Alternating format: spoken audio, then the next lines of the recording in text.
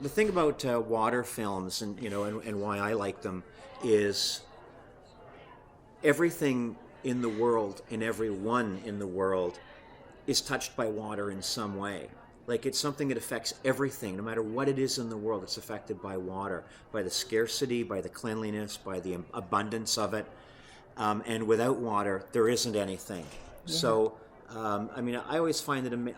I find it quite amazing, actually, that water, that we have to have films and docs and symposiums and interviews about water and water related, because in a way, water is like the most sacred thing on the planet, really. Air is water. Well, now here we have water critters. We have water, coastal. I mean, people can't even get to these colonies to do the bird watching without being on a boat, in most part. So you have to get on the water to see the birds. Well, in the case of puffins and in my film, in the world that they live in, puffins can't talk, but puffins and their behavior are sending us a message about the oceans and the fact that the oceans are changing, and not necessarily for the better.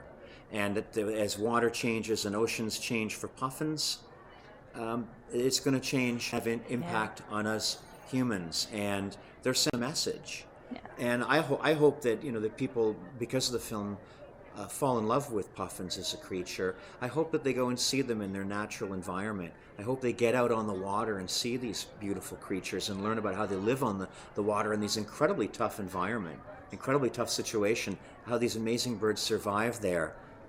And I hope it draws them into thinking about water in their own world and in a global sense, and taking care of it. Yeah.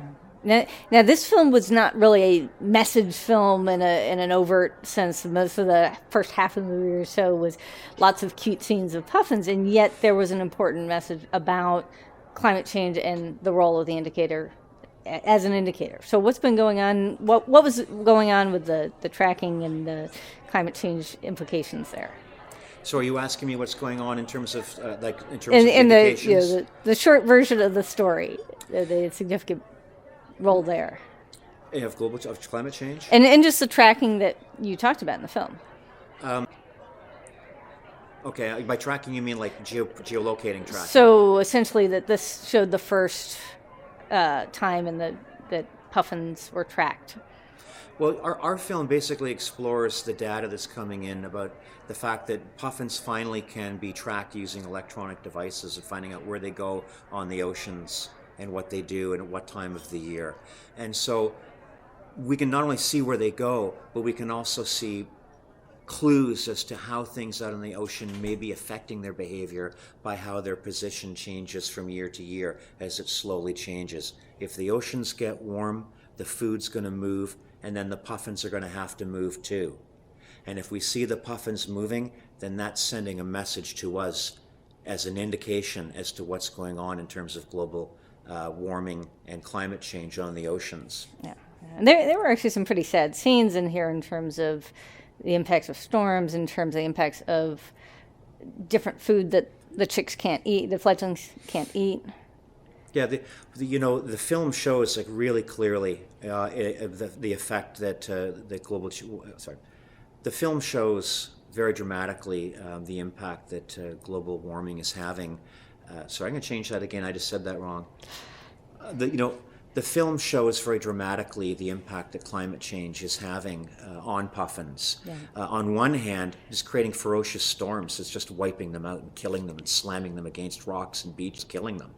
And at the same time, it's also changing the world that their food inhabits and their food sources, causing these birds to have to fly greater distance to find food because the water's warming and the fish are going to other colder spots that's further away from where the puffins live. So that's just another example of how the impact is showing. And I think there's going to be more impacts that we're not aware of yet. Right. Well, it's fabulous to be here at the Canadian Embassy here in Washington, D.C. as the premiere, the first night, the opening film of the entire Environmental Film Festival. The Canadian film is always the opening film, for the festival here. And I think it's because our films are better than everyone else's. Thank you very much. We'll leave it at that.